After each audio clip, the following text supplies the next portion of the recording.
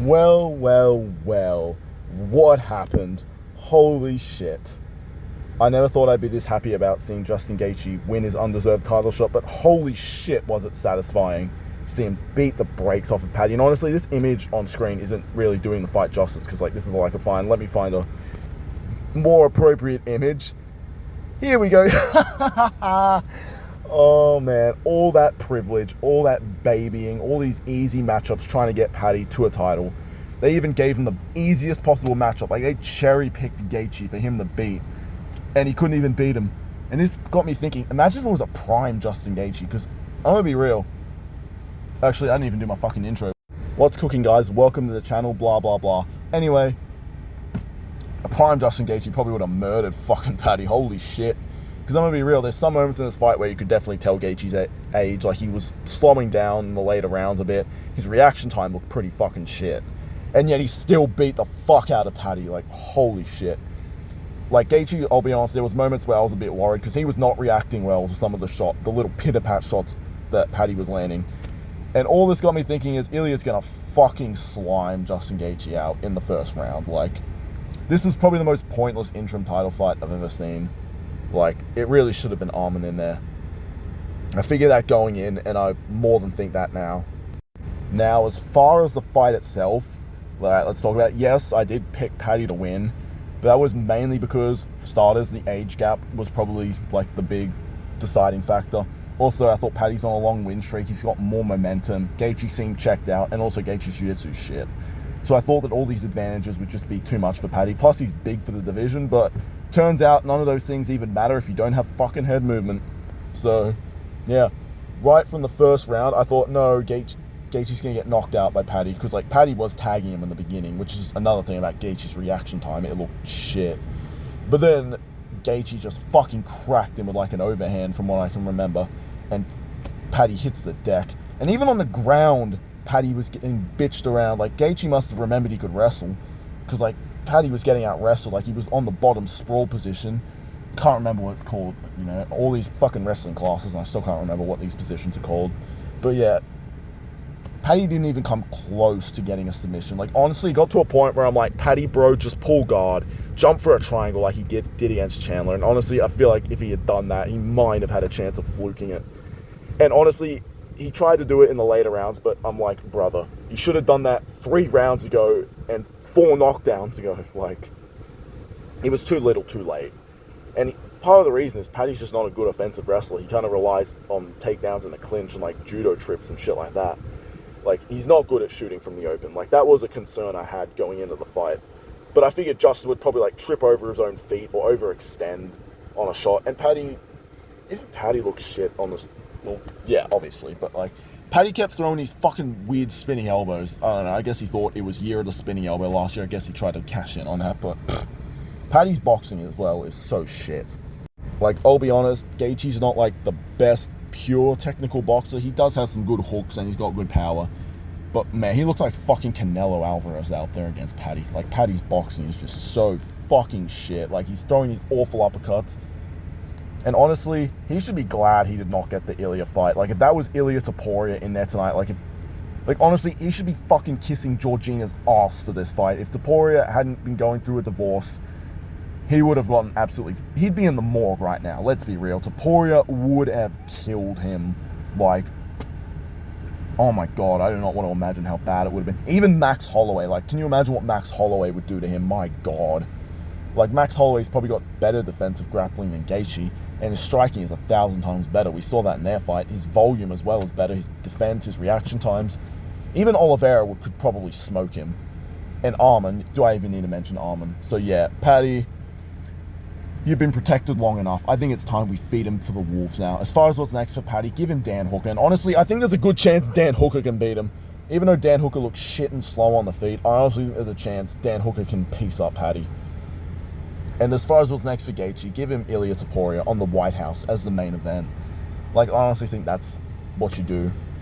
Just get it over with, and then we can move on to Arman getting his shot, which he should have gotten. The shot that he deserves, so yeah.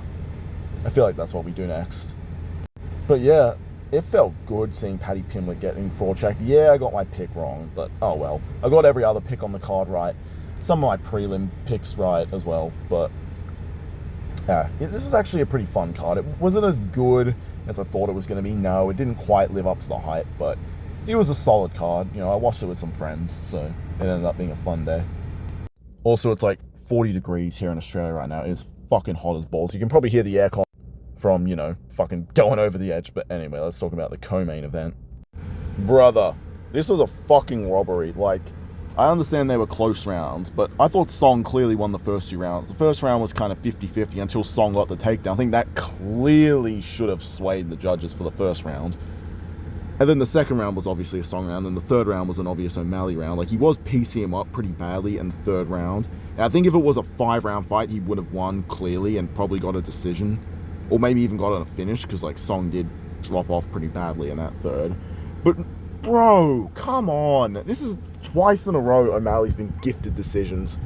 Well, not in a row, but, like, you know what I mean. He's been, now he's going to have to fucking fight Yarn next, and yeah, it'll be a fun fight, but he's not beating Yarn. Yarn's gonna cook his ass in the trilogy. I swear to fuck, if he gets the belt back, I fucking hate O'Malley. Oh my god, just fucking, I hate these Dana White privileged fucks. You know, at least if they get Dana White privilege, it's alright if they're likable, like Alex Pereira. Like, at least he's actually cool. But O'Malley, he's just a fucking gay cunt. Like, And not only that, he's not even that exciting to watch anymore. Like, half the fight he was playing it safe. Like, he looked hesitant for the first 2 rounds. And honestly, it wasn't until round 3 when he knew he had to put it on that he really got his confidence and got his groove going. Like, the straight punches were there, but I feel like there's so many times where he probably could have knocked out Song Yadong or at least landed a big shot, but he kind of just didn't want to risk it, I guess. But yeah, man, Song, like, this is not a good look for O'Malley, I will say. Losing 2 rounds clearly to Song like that. Like, he's going to get bitched by Yarn. Like, I'm telling you now. I think Umar beats him after that. I mean, Umar didn't even look that good. And, yeah, after talking about these 2 fights, we're going to speed through the rest of the card. But anyway, back to it. Now O'Malley's going to fucking parade around saying that he wants the next title shot. And they're going to fucking give it to him because apparently Merab's nose is still fucked. So there's a chance that this is the next fight. We might see this as well on the White House, maybe as the co-main. And I wouldn't be opposed to that. Like, that'd actually be pretty good to have 2 good title fights on the White House. But, Song was robbed, man. But hey, at least I got my prediction right, so I can be happy about that. Now, let's talk about the rest of the card. In a featured fight, we had Derek Lewis versus Walter Cortez Acosta, and it pretty much went exactly how I thought it was going to go. I mean, the first round, nothing really happened, so that kind of was shit. And then in round 2, I don't know, Derek just, man. I mean, this is what you expect from Derek Lewis. If he's fighting a complete taxi driver or a fraud, he's going to fraud check him. But if he fights someone who's actually elite, like Waldo, he's going to get destroyed. And yeah, he just, like, he got hit on the chin as he overextended and missed badly, and then just got dropped. And, yeah, what can I say? It's funny because he's fat. But yeah, Derek looked like shit out there. To be fair, he always looks like shit. But then he just somehow wins half the time, so yeah. He's literally the biggest fluke artist, but as far as what's next for... Oh yeah, I forgot to say what was next for O'Malley and Song. As far as what's next for Song, fucking, I don't know. Maybe Peyton Talbot. I mean, I feel like you should reward him for that. And O'Malley, I feel like he should fight Sandhagen, but, you know, they're probably going to give him the fucking title shot. But as far as Derek Lewis and Walter Cortez Acosta, give Derek the next heavyweight prospect and see if he's legit. And as far as Walter, he called out Curtis Blades after the fight, I think, so... yeah, fucking run that. Why not? And then after that, give him a title shot. Like, I like that this guy actually wants to fight and, like, stay active, so respect to him, but yeah. And then we had the god-awful women's fight. Oh, my God. I was watching this fight with a couple of girls, and even they said that this fight was fucking boring. Like, you know it's bad when 2 women are also calling this fight boring. But yeah, Natalia Silva, she looked absolutely sexy tonight. And I don't even care if it was a robbery or not. Like, the fight sucked. Who cares? But my girlfriend won, so we're not breaking up. I was prepared to break up with her if she lost. Like, I was totally going to leave her for this, but my Pookie came through. And FYI, I just want to say that I discovered Natalia Silva and called her hot about a year before everyone else jumped on the train. Now they're all simping over her. Just go look back at my video where I talk about the hottest female fighters. She's literally in the thumbnail. So, yeah, all of you fuck off. She's mine. But yeah, fucking give her a title shot. Who cares? Anyway, let's talk about a fight we actually care about. Jean Silva looked good against Arnold Allen, but I don't know. I feel like he probably should have got a TKO given that Arnold Allen's been out for a while and it was competitive. Like, he was definitely getting touched a few times, but I feel like his confidence probably wasn't all there, considering he got like absolutely butchered in his last fight by Diego Lopez. But he looked good tonight. I think he could probably work on his head movement a little bit more. Like, he was definitely getting touched a few times.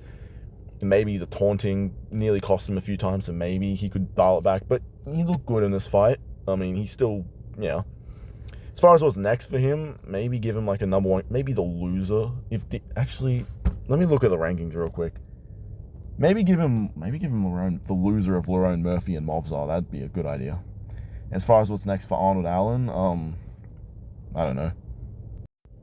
Maybe Aljo. Like, I haven't got the rankings up right now, so I really don't know. But yeah, it was a good fight. A good way to kick off the card.